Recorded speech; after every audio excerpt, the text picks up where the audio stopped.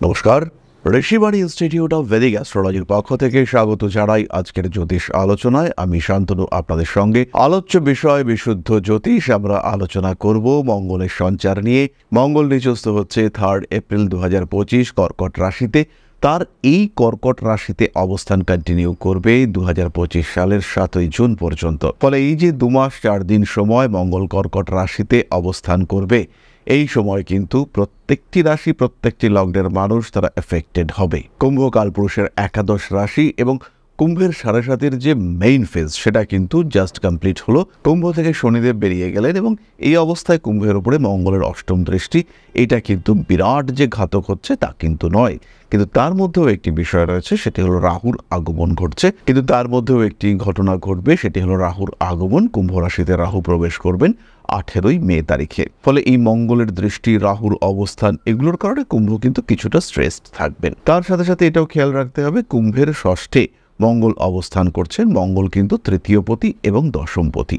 ফলে ষষ্ঠ দশম কম্বিনেশন, টেম্পোরারি কম্বিনেশন, সেটা তৈরি হচ্ছে। তার ফলে চাকরি প্রাপ্তির সম্ভাবনা এটা অনেকটাই বাড়বে। তাহলে এই মঙ্গলের সঞ্চার চাকরি প্রাপ্তির ক্ষেত্রে পজিটিভ হচ্ছে। কর্মক্ষেত্রে স্থিতিশীলতার অভাব শুরু হতে পারে এবং সেই অভাবকে কাটানোর জন্য কর্মক্ষেত্র আপনি পরিবর্তন করলেন, এই ঘটনা কিন্তু ঘটতে পারে। নতুন কর্মক্ষেত্রে সংযুক্ত হওয়া, সেখানে অ্যাটাচড হওয়া, এই বিষয়গুলি আপনার জন্য ভালো।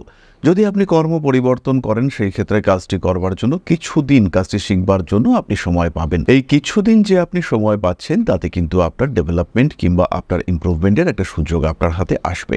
ফলে পরিবর্তন এই ক্ষেত্রে সবসময় পজিটিভ। দ্বিতীয় বিষয়টি হলো আপনার অ্যাক্টিভিটি, আপনার প্রপার অ্যাপ্রোচ, তার কারণে কিছু শত্রুতা বাড়তে পারে।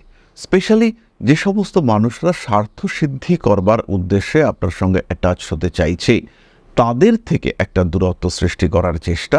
ধরুন আপনার কাছে এসে টাকা পয়সা ধার চাইল এবং সেই টাকা পয়সা ধার চাওয়ার সঙ্গে সঙ্গে আপনি তাকে বললেন যে টাকাটা আমি দিতে পারছি না।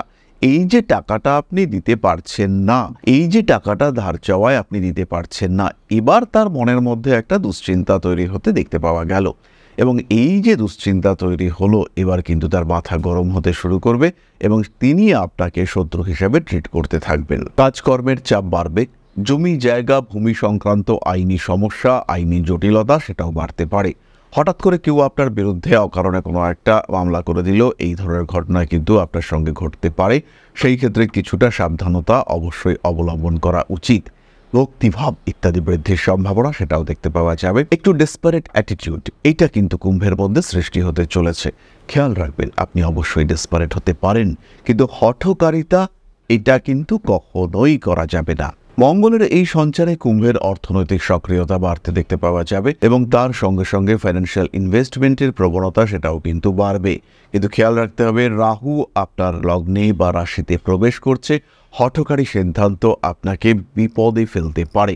এই ক্ষেত্রে একটা নিয়ন্ত্রিত পদক্ষেপ অবশ্যই আপনাকে উন্নতি দেবে। নবমভাবে মঙ্গলের দৃষ্টি রয়েছে। বাবার স্বাস্থ্য নিয়ে অল্প বিস্তর দুশ্চিন্তা বাড়তে পারে। টেকনিক্যাল এডুকেশন, উচ্চ বিদ্যার ক্ষেত্রে প্রযুক্ত হওয়ার সম্ভাবনা দেখতে পাওয়া যায়। উচ্চ বিদ্যার ক্ষেত্রে উন্নতির সংযোগ সেটাও সৃষ্টি হতে চলেছে। ভাবনা চিন্তার গভীরতা বাড়তে দেখতে পাওয়া যাবে এবং প্রত্যেকটি পদক্ষেপ, প্রত্যেকটি কাজ, সেখানে একটা নিখুঁতভাবে করার চিন্তা, চেষ্টা, সেটাও কিন্তু দেখতে পাওয়া যাবে। মানসিক দিক থেকে অস্থিরতা, অশান্তি ইত্যাদি বাড়তে পারে এবং মানসিক দিক থেকে এই অস্থিরতা থেকে মুক্তি পাওয়ার চেষ্টা, সেটাও কিন্তু আপনাকে অবশ্যই করতে হবে। নতুন ইলেকট্রনিক জিনিসপত্রের প্রতি আগ্রহ, আসক্তি বাড়তে পারে। আপনার কোনো কাজের কারণে কিংবা আপনার পারিপার্শ্বিক মানুষদের কাজের কারণে আপনার বংশমর্যাদা কিছুটা ডিস্টার্ব হতে পারে। বিলাসিতার মাত্রা অল্প বিস্তর বাড়তে দেখতে পাওয়া যাবে। পরিশ্রম করার ক্ষমতা বাড়বে, কিন্তু পরিশ্রম করবার ইচ্ছা সেটা কিন্তু কমতে দেখতে পাওয়া যাবে। অর্থাৎ শরীর আপনার এখন সুস্থ, কিন্তু আপনি ভাবছেন আবার পরিশ্রম করব, আবার খাটবো, এটা ভালো লাগছে না। এই বিষয়টি কিন্তু আপনার ক্ষেত্রে দেখতে পাওয়া যাবে। বাড়ির পোষ্য প্রাণীর শরীর স্বাস্থ্য নিয়ে দুশ্চিন্তা বাড়তে পারে এবং সেই পোষ্য প্রাণীর শরীর খারাপ হওয়ার একটা সম্ভাবনা সেটাও কিন্তু সৃষ্টি হতে পারে। অনৈতিক কাজকর্ম এড়িয়ে চলবার চেষ্টা করতে হবে। ভাবনা চিন্তার গভীরতা অবশ্যই বাড়বে। ক্রিয়েটিভ ফিল্ডে সাকসেস আসতে চলেছে। দ্বাদশ ভাবের উপরে মঙ্গলের দৃষ্টি থাকছে, এর কারণে পায়ে অল্প বিস্তর আঘাতপ্রাপ্তি হতে পারে। কর্মপ্রাপ্তির উদ্দেশ্যে অর্থ ব্যয় হতেই পারে। হায়দ্রাবাদে আপনার একটা ইন্টারভিউ, আপনি পশ্চিমবঙ্গ থেকে প্লেনে করে হায়দ্রাবাদ পৌঁছলেন। পৌঁছানোর পরে আপনি উপলব্ধি করলেন যে সেই চাকরিটা আপনার ক্ষেত্রে হলো না। এই ধরনের ঘটনা কিন্তু আপনার ক্ষেত্রে ঘটতে পারে এবং আলটিমেটলি কোম্পানিও আপনাকে সেই টাকা যেটা দিয়ে আপনি টিকিট কেটেছিলেন সেটা রিফান্ড করলো না। এই ধরনের ঘটনা কিন্তু ঘটতে পারে। আবার কোনো এজেন্সিকে চাকরি পাইয়ে দেওয়ার জন্য টাকা পয়সা দিতে পারেন এবং সেই টাকা পয়সা দিলেও কিন্তু আপনি বেশ সমস্যার মধ্যেই পড়তে চলেছেন। এই বিষয়ে নিজের উপরে খেয়াল রাখতে হবে, সমস্যা থেকে নিজেকে মুক্ত রাখবার চেষ্টা অবশ্যই করতে হবে। এরপরে আমরা চলে আসব নাক্ষত্রিক আলোচনা প্রসঙ্গে। ধনিষ্ঠা নক্ষত্রের মানুষদের অ্যাক্টিভিটি বাড়বে, কিন্তু সেই অ্যাক্টিভিটি যেন কখনোই হাইপার না হয়ে যায়। যে কোনো কাজ করবার ক্ষেত্রে একদম ধরতক্তা মারপেরেক নীতি অবলম্বন করা যাবে না। ধীরে সুস্থে রয়ে শোয়ে অবস্থা বুঝে তার পরিপ্রেক্ষিতে এই সিদ্ধান্ত গ্রহণ করতে হবে। বাবা মা ভাই বোন এদের শরীর স্বাস্থ্য নিয়ে দুশ্চিন্তা রয়েছে। প্রেমের ক্ষেত্রে অশান্তির সম্ভাবনা দেখতে পাওয়া যায়।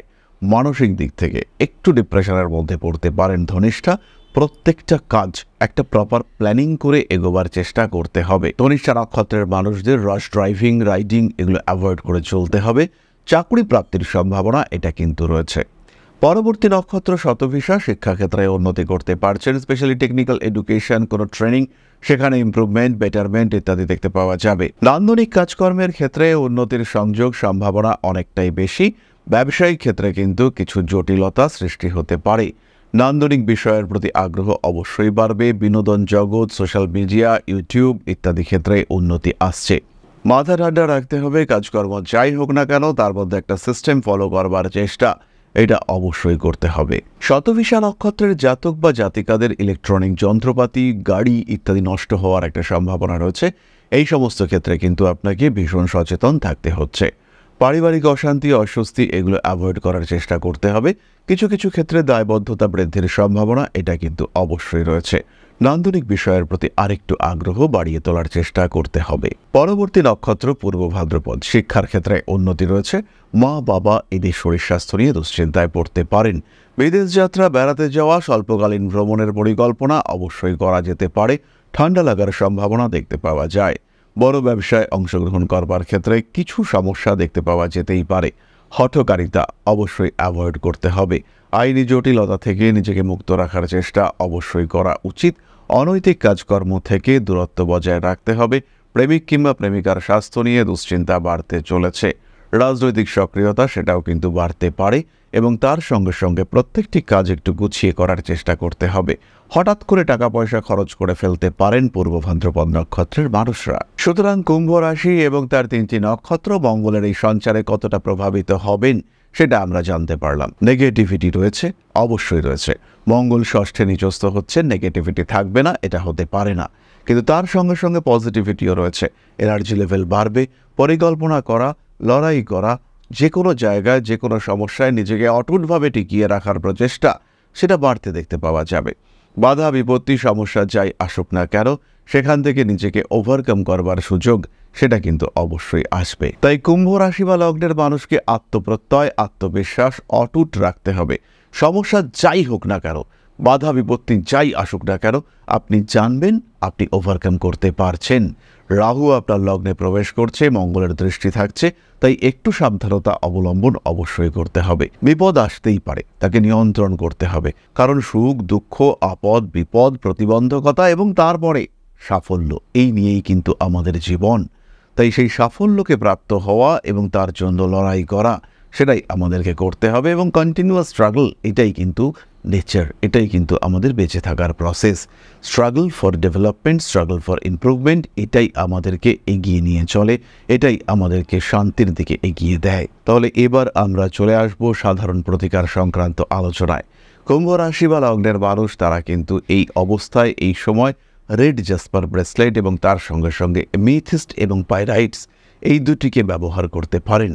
কুম্ভ রাশি বা লগ্নের মানুষদের এর সঙ্গে সঙ্গে 7 মুখের রুদ্রাক্ষ ধারণ করতে হবে। ভগবান শিবের মহামন্ত্র জপ সেটাও আপনারা করতে পারেন। ওং নমঃ শিবায় কিংবা মহামৃত্যুঞ্জয় মন্ত্রে আমরা ভগবান শিবের আরাধনা করতে পারি। তাহলে এবার আমরা চলে আসব আলোচনার পরবর্তী পর্যায়ে, অর্থাৎ আপনাদের প্রশ্নে জ্যোতিষের উত্তর। তবে তার আগেই ছোট্ট একটি বিষয় আপনাদের সঙ্গে শেয়ার করতে চাইব। আশা করি পরমপিতার আশীর্বাদে সবাই খুব ভালো আছেন। জীবনে চলার পথে বিভিন্ন সময় বিভিন্ন ক্ষেত্রে আমরা প্রত্যেকেই কিছু না কিছু জনহিতকর কার্য করে থাকি। রাস্তায় যদি একজন মানুষ এসে আমাদের কাছে সাহায্য চায়, আমরা যতটুকু সম্ভব তাকে সাহায্য করবার চেষ্টা করি।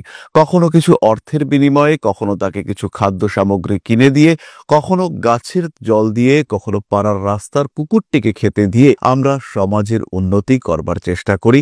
আমরা সমাজের প্রতি আমাদের সামাজিক দায়বদ্ধতা পালন করবার চেষ্টা করি, কারণ প্রত্যেকেই আমরা মানুষ, প্রত্যেকের মধ্যেই রয়েছে মনুষ্যত্ব, প্রত্যেকেই আমরা অপরকে সাহায্য করবার জন্য অল্প বিস্তর দায়বদ্ধ। এই ভাবনা নিয়েই অধ্যাত্ম, সেবা এবং প্রকৃতি পূজনের ব্রতী হয়েছে আমরা। আপনাদের সহযোগিতায় গঠন হয়েছে পরম ব্রহ্ম মিলন মঠ ও সেবাশ্রম। দীর্ঘদিন ধরেই, প্রায় বিগত 3 বছর ধরে বিভিন্ন সময়ে, বিভিন্ন অবস্থায়, বিভিন্ন পরিস্থিতিতে মানুষের পাশে গিয়ে আমরা দাঁড়িয়েছি। মানুষের পাশে যতটা সম্ভব সাহায্য করবার চেষ্টা আমরা করেছি আমাদের ক্ষুদ্র সামর্থ্যে। বারংবার আমরা পেয়েছি আপনাদের সাহচর্য, বারংবার আপনারা বাড়িয়ে দিয়েছেন আপনাদের সহযোগিতার হাত। তাই আরও একবার আপনাদের সামনে আজ আমি আবার এসেছি পরবর্তী কর্মসূচিকে বাস্তবায়িত করবার জন্য। বিগত দিনগুলিতে বিভিন্ন সময় আমরা বিভিন্ন ক্ষেত্রে ডোনেশন কর্মসূচি করেছি। আমরা শীতকালে কম্বল বিতরণ করেছি, মোজা চটি বিতরণ করেছি, মশারি বিতরণ করেছি ডেঙ্গুর সময়, করোনার সময় খাদ্য সামগ্রী বিতরণ করেছি আমরা। তার সঙ্গে সঙ্গে ছোট ছোট শিশুদের পড়াশুনো এগিয়ে যাওয়ার জন্য সারা বছরের সমস্ত শিক্ষা উপকরণ আমরা বিতরণ করেছি। তাদের সঙ্গে আমরা সময় কাটিয়েছি। এদের শিক্ষার ক্ষেত্রে যাতে ডেভেলপমেন্ট হয়, তাই বেশ কিছু এলাকায় আমরা সম্পূর্ণ বিনামূল্য কোচিং সেন্টার পরিচালনা করছি। এবং বিশেষ বিষয়টি হলো যে প্রত্যেকটি ক্ষেত্রেই আপনারা কিন্তু প্রত্যক্ষ বা পরোক্ষভাবে আমাদের সঙ্গে আছেন।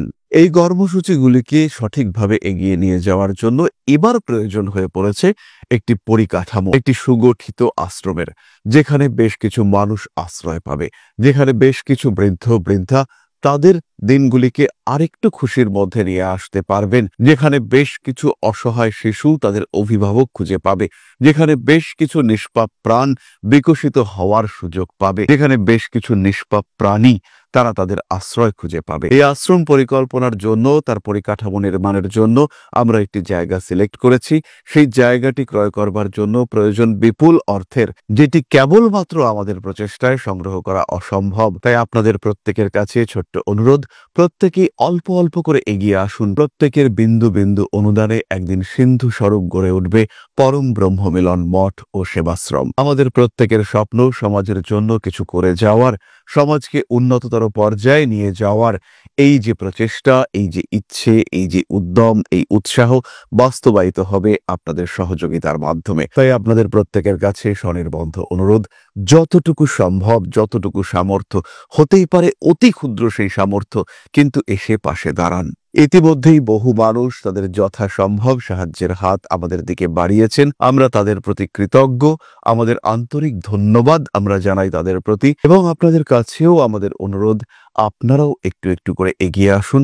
সবাই যদি অল্প অল্প করে এগিয়ে আসি, তাহলেই কিন্তু বিরাট কোনো স্বপ্ন বাস্তবায়িত হতে পারবে। সকলেই যদি অল্প অল্প করে এগিয়ে আসি, তাহলেই কিন্তু বিরাট এই মহান কর্ম বাস্তবায়িত হতে পারবে। একদিন আমার আপনার প্রত্যেকের স্বপ্ন পরম ব্রহ্ম মিলন মঠ ও সেবাশ্রম আধ্যাত্ম, সেবা এবং প্রকৃতি পূজনের এই মহান দায়িত্ব নিয়ে এগিয়ে আসতে পারবে, একটি জায়গা তৈরি করতে সক্ষম হবে। সবাইকে জানাই অগ্রিম ধন্যবাদ এবং শুভেচ্ছা। সবাই খুব ভালো থাকবেন। নমস্কার। তাহলে এবার আমরা চলে আসি আপনাদের প্রশ্নে। প্রশ্ন করেছেন প্রীতম কবিরাজ। ডেট অফ বার্থ 28/9/2006, টাইম হচ্ছে 5:45, প্লেস অফ বার্থ সোনারপুর। নমস্কার স্যার, ডেলি ভিডিও দেখি, আশা নিয়ে নিরাশ করবেন না। জব আমি করতে চাই না, আমার কপালে কি বিজনেস আছে? প্রীতম, প্রথমেই বলি, তোমার কুণ্ডলিটা হচ্ছে অ্যাকচুয়ালি বিজনেসেরই কুণ্ডলি। ব্যবসা তুমি করতে পারবে, ছোট ব্যবসা থেকে শুরু করে দাও। মাত্র 19 বছর তোমার বয়স।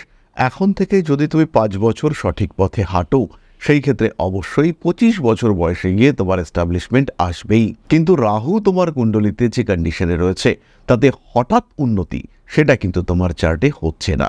তাই ধীরে সুস্থে পরিশ্রমের ওপরে ভরসা করে এগিয়ে যেতে হবে। সেই ক্ষেত্রে উন্নতি তুমি পাবেই, যথেষ্ট উন্নতি তোমার ক্ষেত্রে হবে। এই বিষয়ে সম্পূর্ণ নিশ্চিন্ত থাকা যায়, নির্ভাবনায় থাকা যায়। প্রয়োজনে অবশ্যই তুমি জ্যোতিষ পরামর্শ গ্রহণ করো। খুব ভালো থেকো, ভবিষ্যৎ হোক আরো উজ্জ্বল। তাহলে আজকের আলোচনা আমরা আর দীর্ঘায়িত করব না। সবাই সুস্থ থাকুন, ভালো থাকুন। মা শ্রী শ্রী আদিশক্তির আশীর্বাদে আপনাদের জীবন আরো সমৃদ্ধ হয়ে উঠুক। জয় মা আদিশক্তি। নমস্কার।